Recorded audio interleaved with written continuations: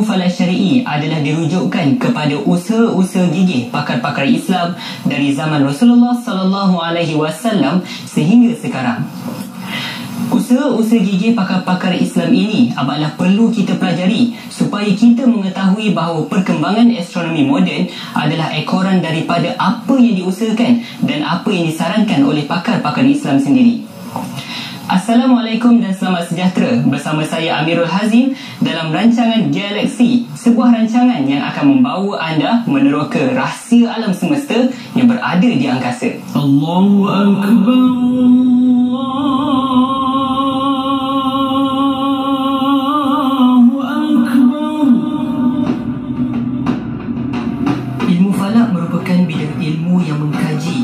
Pergerakan objek-objek samawi, antaranya adalah matahari, bulan dan buruj agar impaknya dapat memberi kesan secara terus terhadap kepentingan ibadah umat Islam seperti penentuan waktu solat, takwim dan arah kiblat.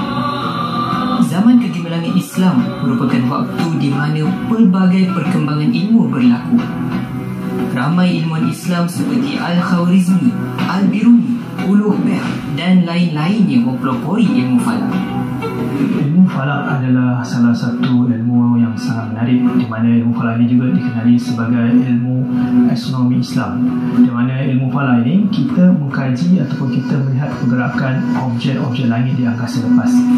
Jadi objek-objek langit seperti bulan, matahari, planet dan sebagainya mempunyai peranan yang penting dalam kehidupan manusia seharian.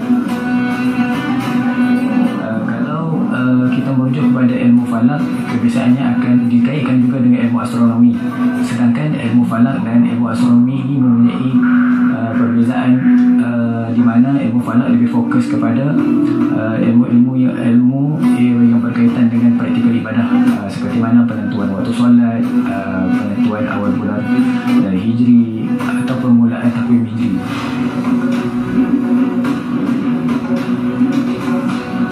Ilmu falak ataupun ilmu astronomi Islam ni adalah satu ilmu yang telah lama ada sejak paling manusia lagi.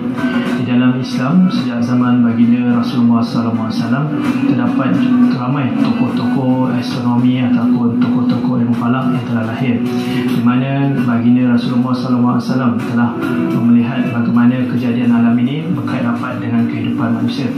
Seperti berlaku fenomena gerhana yang suatu ketika dahulu dikatakan adalah fenomena yang tidak bagus untuk manusia, tapi baginda Rasulullah SAW telah menceritakan bagaimana fenomena alam ini adalah salah satu bukti kebesaran Allah SWT. Dan jika dilihat, terdapat juga kitab-kitab yang telah lama diwujudkan dan telah digunakan sebagai panduan sehingga hari ini.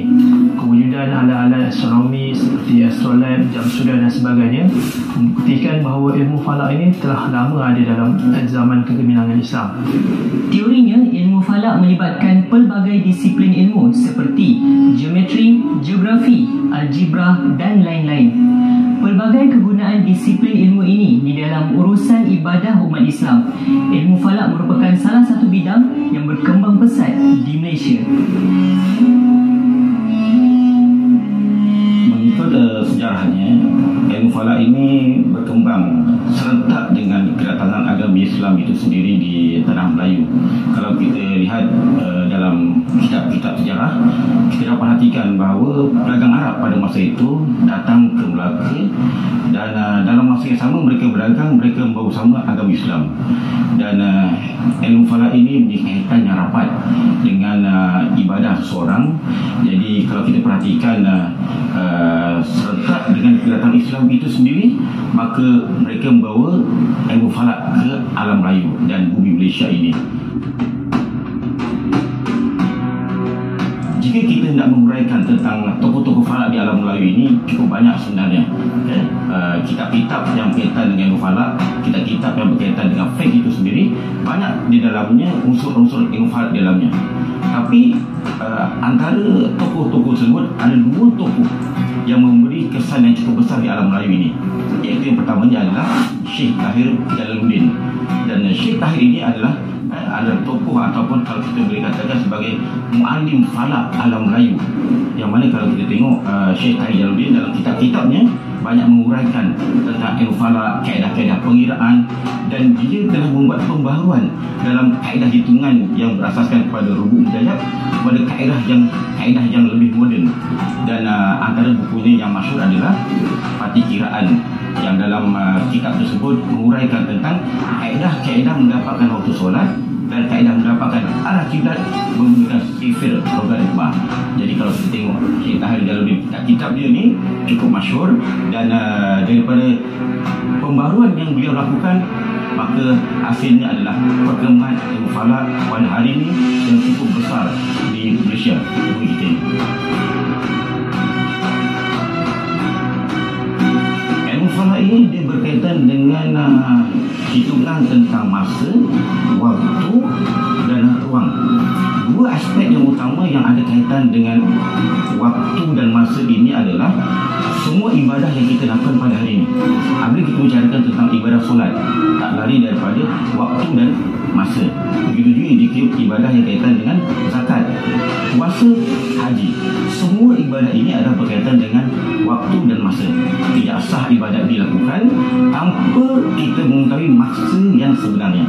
Saya contoh, untuk waktu solat, dia ada masa bermula dan dia ada masa berakhir. Begitu juga dengan puasa. Tidaklah dilakukan pada bulan Ramadan, dan yang mana kita perlu tetapkan bilakah masa ni bermula awal Ramadan. Begitu juga dengan ibadah haji. Dalam Al-Quran dikatakan yas'alunaka 'anil ahillah qul hiya mawaqitu linnas wal hajj. Mereka bertanya tentang anak-anak bulan.